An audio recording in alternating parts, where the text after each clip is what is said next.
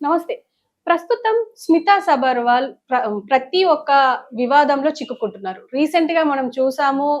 ముఖ్యంగా ఈ హెచ్‌సీయూ గొడవల్లో గిబ్లీ రీపోస్ట్ చేశారని, ఆ ఇమేజ్‌కి సంబంధించి ఒక గిబ్లీ రీపోస్ట్ చేశారని చెప్పేసి పెద్ద వివాదమే జరిగింది. అయితే రీసెంట్‌గా ఆవిడ ఇప్పుడు ఐఏఎస్ అధికారులు 20 మందిలో ఆవిడ కూడా బదిలీ అవుతున్నారు అని చెప్పేసైతే వార్తలొస్తున్నాయి. నిజంగానే బదిలీ అయ్యారు. సో దీనంతటి గురించి మనం డిస్కస్ చేయడానికి అడ్వకేట్ నరేష్ సుంకర ఉన్నారు. ఆయనతో మాట్లాడే ప్రయత్నం చేద్దాం. నమస్తే సార్. నమస్తే. సార్ మీరు చెప్పండి. అంటే కాంగ్రెస్ ప్రభుత్వం వచ్చినప్పటి నుంచెల్లి స్మితా సబర్వాల్ వార్తల్లో ఉన్నారు. ఏదో ఒక రకంగా ఆ స్కామ్ జరిగిందని, లేకపోతే ఇప్పుడు రీసెంట్‌గా గిబ్లీ పోస్ట్‌ను రీపోస్ట్ చేశారు అని చెప్పేసి అదొక గొడవ. అసలు ఏం జరుగుతుందంటారు? కాంగ్రెస్ ప్రభుత్వము వచ్చిన తర్వాత క్లియర్‌గా వివక్ష అనేది చూపిస్తుంది. దానికి ప్రత్యక్షమైన ఉదాహరణ స్మితా సబర్వాల్ అంశము అని చెప్పి నేను చెప్తానండి. Okay. All India service rules conduct 1968 very clear. అంటే ఈ యొక్క ఐఏఎస్కి సంబంధించి, అదేవిధంగా ఐపీఎస్కి సంబంధించి, యూపీపీఎస్సీ నుంచి ఎవరైతే కనుక సెలెక్ట్ అవుతారో వాళ్ళు ప్రభుత్వ విధులు ఏ విధంగా చేయాలి, ఏ విధంగా చేయకూడదు, వైలేషన్ జరిగితే వాళ్ళకి ఎటువంటి పనిష్మెంట్ ఇవ్వాలి ఏంటి అని చెప్పి ఆ రూల్స్ క్లియర్గా 1968 రూల్స్ క్లియర్గా చెప్పడం జరుగుతుంది. బీఆర్ఎస్ ప్రభుత్వం ఉన్నప్పుడు ఆమె ఒక యువరాణిలాగా చలామణి అయ్యింది. 2015లో ఏ విధంగా అంటే కనుక అవుట్లుక్ అనే ఒక మ్యాగజైన్ ఆమెకు సంబంధించి ఒక కవర్ పేజీని ప్రింట్ చేస్తే ఆ యొక్క మ్యాగజైన్ మీద ఫైట్ చేయడానికి, లీగల్ ఫైట్ చేయడానికి 15 లక్షల రూపాయలు ఈవిడికి ఇస్తూ అప్పుడు ప్రభుత్వం డైరెక్ట్ జీవోనే లాంచ్ చేసింది. రైట్, అటువంటి పరిస్థితి ఉంది. అంటే అంతటి సపోర్ట్ ఉంది అని చెప్పి చెప్పడానికి నేను ఇది చెప్తున్నాను. సరే, ఆ ప్రభుత్వం వెళ్ళిపోయింది, కాంగ్రెస్ ప్రభుత్వం వచ్చింది. కాంగ్రెస్ ప్రభుత్వం ఎందుకు వివక్ష చూపిస్తుంది అంటే అది ఒకళ్ళ మీద ఒక విధంగా, ఇంకొకరి మీద ఇంకొక విధంగా అని చెప్పి స్మితా సబర్వాల్ గారి విషయంలో పూర్తిగా కాంగ్రెస్ ప్రభుత్వం ఆవిడికి మద్దతుగా ఉంది. దాంట్లో ఎటువంటి డౌటు లేదు. మీరు చూస్తున్న కోణం వేరు, నేను చూస్తున్న కోణం వేరు. ఎందుకు ఉంది ఆ విధంగా మీరు ఏ విధంగా చెప్తారు అంటే, ఒక విధంగా కాంగ్రెస్ ప్రభుత్వం మీద హెచ్యూకి సంబంధించి ట్వీట్లు చేసినా కూడా, సంబంధించిన పోలీస్ అధికారులు నోటీసులు ఇచ్చి ఆమెను వివరణ అడిగినా కూడా సపోర్ట్గా ఉంటే ఇవన్నీ ఎందుకు చేస్తారు అని చెప్పి మీరు అంటున్నారు. ఆ విధంగా అబ్సల్యూట్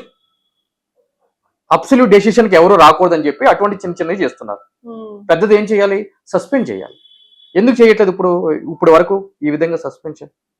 దానికి ప్రధానమైన కారణం హెచ్సీ గురించి నేను మాట్లాడలేదు. కాంగ్రెస్ ప్రభుత్వం వచ్చిన తర్వాత ఈ యొక్క యూపీపీఎస్సీలో డిసేబిలిటీ కోటా అంటే అంగవైకల్యం ఉన్న వాళ్ళని ఐఏఎస్లుగా కానీ ఉన్నత అధికారులుగా కానీ నియమించే విషయంలో ఎందుకు వాళ్ళని ఆ విధంగా నియమించాలి, వాళ్ళు ఆ విధంగా అంగవైకల్యం ఉండి ఏ విధంగా పనిచేస్తారు, ఇది సరైన పద్ధతి కాదు అని చెప్పి వివాదాస్పదమైన కామెంట్లు చేయడం జరిగింది. కాంగ్రెస్ ప్రభుత్వం వచ్చిన తర్వాతే కదా, అధికారిక హోదాలు ఉండే కదా చేయడం జరిగింది. అప్పట్లో పెద్ద వివాదమే చెలరేగింది దీని మీద. మరి ఇప్పటి వరకు ఆ విషయం మీద ఎందుకు చర్యలు తీసుకోలేదు? First point.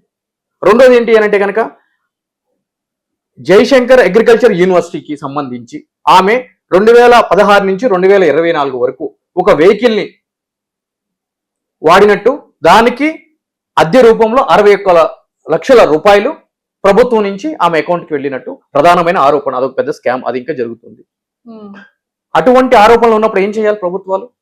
వాళ్ళని టెంపరీగా హోల్డ్ చేసి పెట్టారు. రైట్, కానీ పోస్టింగ్ ఇచ్చుకుంటా వచ్చారు. మరి సపోర్ట్ చేయడం కాదా? సరే, ఈ రెండు పక్కన పెడదాం. హెచ్యూకి సంబంధించి ఆమె ట్వీట్లు చేసింది. మీరు గ్రౌండ్ రియాలిటీ ఏదైతే ఉందో అది ట్వీట్ చేయండి.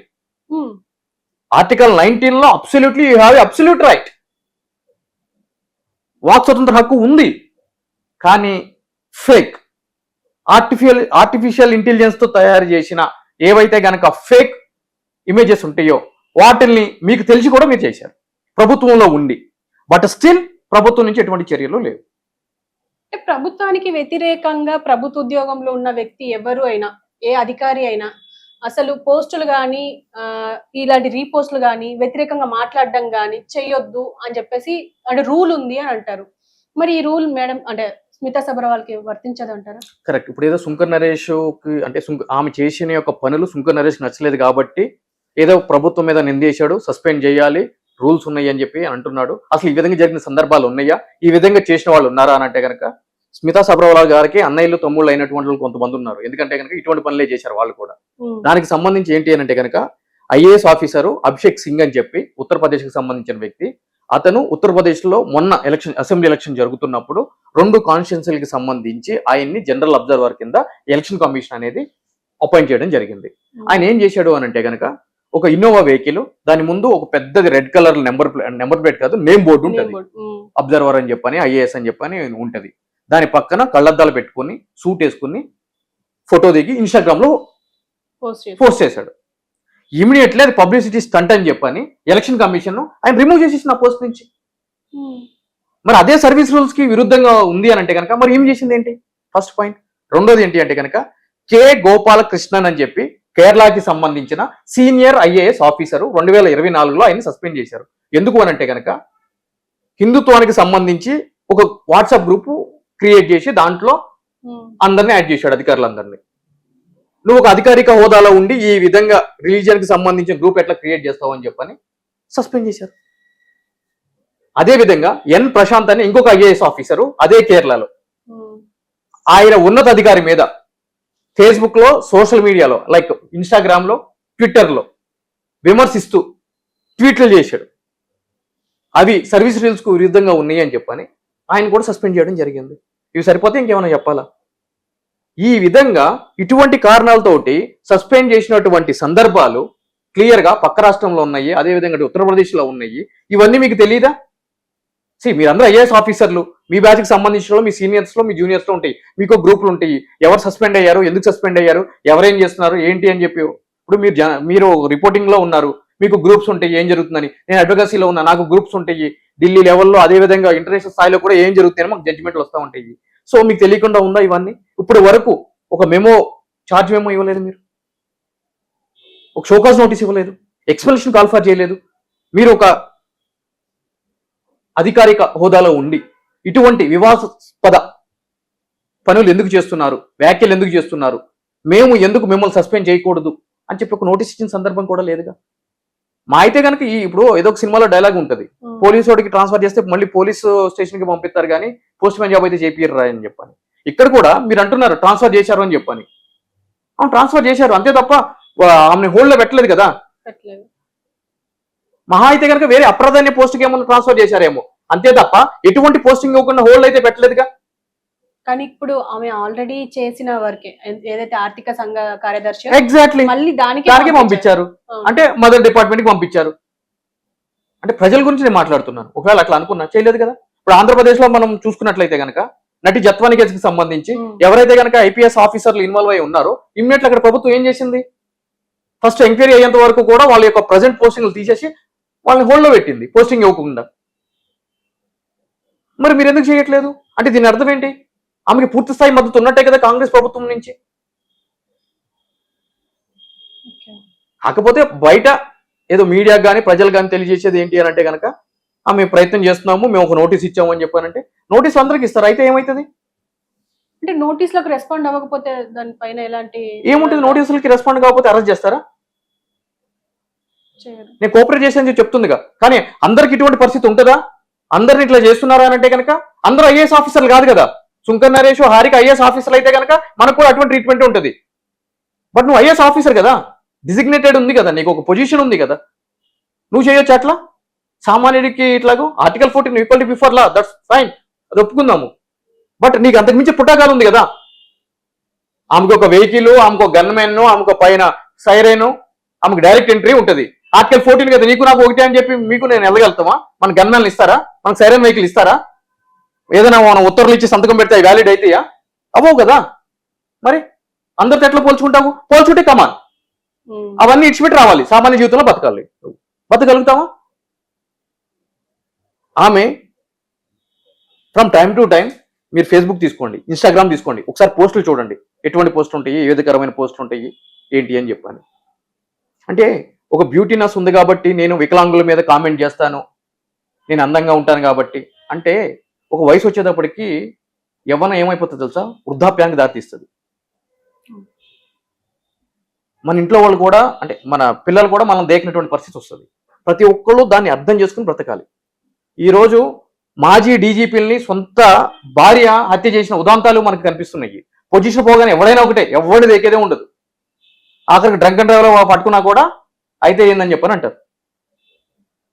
హోంగార్డ్ స్థాయి వ్యక్తి అయితే ఏంటి అని చెప్పని అంటారు. అంటే ఇప్పుడు మనం ఒక sincere IAS officer, brain with beauty అని చెప్పేసి అంటే కొన్ని రోజులుగా మనకు స్మితా సబర్వాలే నిదర్శనంగా ఉన్నారు. కానీ ఇప్పుడు ఇలాంటి స్కామ్స్ బయటపడడం, ఇలా రకరకాలుగా పోస్టులు చేయడం, దీని వెనుక ఏముందంటారు అసలు? ఫర్ యువర్ కైండ్ ఇన్ఫర్మేషన్, మీ అందరికి బ్యూటీ ఏమో, నేను అంతకు మించిన బ్యూటీని కూడా చూశానండి ఆఫీసర్ లో. బ్యూటీ విత్ బ్రెయిన్ అంటే బ్రెయిన్ అంటే ఏముంది, ఏ బ్రెయిన్ చూసారో నాకు అర్థం కావట్లేదు. అంటే నేను మీ గురించి అనట్లేదు, నా గురించి అనట్లేదు. ఈ విధంగా పోర్ట్రేట్ చేసిన మీడియా గురించి మాట్లాడుతున్నారు. ఆబ్వియస్లీ ప్రభుత్వము ఎంకరేజ్ చేస్తున్నప్పుడు ప్రభుత్వం తగ్గట్టే కదా మీడియా సంస్థలు ఉంటాయి. లేపారు, గాలి కొట్టి లేపారు, ఇప్పుడు లేపుతున్నారు. Still what is beauty? Beauty ఉంటే ఎవరికి గొప్ప? అధికారవి. అసలు అధికారానికి అందానికి సంబంధం ఏముంది? Talent important, subject important. అందం చూసి అధికారాలు ఇస్తున్నారు. అఫ్ కోర్స్ అట్లా ఇచ్చారు అనుకోండి ఇప్పుడు దాకా, స్టిల్ ఇప్పటికీ ఇస్తున్నారు. అది మనం కాదు ఆలోచించాల్సింది. ఆ తోటి కొలిగ్ ఎవరైతే కనుక టాలెంట్ ఉండి సరైన పోస్టింగ్ ఇవ్వకుండా ఇంకా స్టిల్ ఇంకా వివక్ష నడుస్తుంది. కొంత దళితులకు సంబంధించి, బహుజనులకు సంబంధించిన ఐఏఎస్ ఐపీఎస్ అధికారులకి సరైన పోస్టింగ్ ఇవ్వకుండా అప్రధాన పోస్టింగ్ లో ఉంచుతున్నారు. గత ప్రభుత్వంలో అదే విధంగా జరిగింది, ఈ ప్రభుత్వంలో కూడా జరిగింది. నా దగ్గర దానికి సంబంధించిన సైటేషన్స్ ఉన్నాయి. అవసరమైతే కనుక ఏదైనా నోటీస్ పంపిస్తే తప్పనిసరిగా నేను ఇస్తా సమాధానం. అందు గురించి ఇంత బలంగా నేను చెప్తున్నాను. సో దయచేసి ప్రభుత్వం కూడా ఈ బ్యూటీనెస్ కాన్షియస్ చూసో వాటిని చూసో ఇవ్వద్దు, టాలెంట్ చూసి ఇవ్వండి. అది ప్రజలకి, ఎందుకంటే ఐఏఎస్ ఆఫీసర్ అంటే కనుక అది ఒక ఎగ్జిక్యూటివ్ బాడీ. అంటే ప్రజలకు సంబంధించిన వ్యవహారాలకు సంబంధించి ఉత్తర్వులన్నీ ఇవ్వాల్సింది. అదేవిధంగా సీఎంలు కానీ మంత్రివర్గానికి కానీ ఒక ప్రాపర్ గైడెన్స్ ఇవ్వాల్సిన బాధ్యత ఎవరి మీద ఉంది? వీళ్ళ మీదే ఉంది. సాక్షాత్తు సీఎం గారే సీఎం అయిన ఒక 3 నెలల తర్వాత 4 నెలల తర్వాత ఏఎస్ఎల్కి సంబంధించిన ఏదో ఒక ప్రోగ్రామ్కి వెళ్ళినప్పుడు క్లియర్ గా ఓపెన్ డయాస్ మీద స్టేట్మెంట్ ఇచ్చారు. సేయింగ్ దట్ ఏంటి అంటే కనుక నిన్నగాక మొన్న వచ్చిన ప్రొబేషనరీ పీరియడ్ లో ఉన్న ఐఏఎస్ లో ఐపీఎస్ లో ఉన్నతాధికారులే అంతకు ముందు ఏదైనా ఒక తప్పు చేయాలి రాజకీయ నాయకుడు అంటే వద్దు సార్ మీకు ఇబ్బంది అవుతుందని చెప్పేటోళ్ళు ఇప్పుడు 100 తప్పులు చేయండి సార్ ఏం కాదని చెప్పి చెప్తున్నారు. అటువంటి ధోరణి ఉంది అధికారులు అని చెప్పని అన్నాడు. సాక్షాత్తు సీఎం రేవంత్ రెడ్డి గారే అన్నారు కదా. మరి అంత జరుగుతున్నా కూడా మరి మీరు ఎందుకు చర్యలు తీసుకోవట్లేదు? ఒకరిద్దరి మీద ఈ విధంగా సస్పెన్షన్ వెయిట్ చేస్తే సర్వీస్ రికార్డులో ఉంటుంది, అప్పుడు అర్థమవుతుంది. ఇస్తే ఏమైంది? నేను రిజైన్ చేస్తా, నేను ఎంపీ కంటెస్ట్ చేస్తా, నేను పార్లమెంట్కి వెళ్తా అంటే కనుక మంచిదే. ప్రజాస్వామ్యంలో ఎవరైనా కంటెస్ట్ చేయొచ్చు, మీరు వెళ్ళండి, ప్రజాక్షేత్రంలో చూసుకుందాం.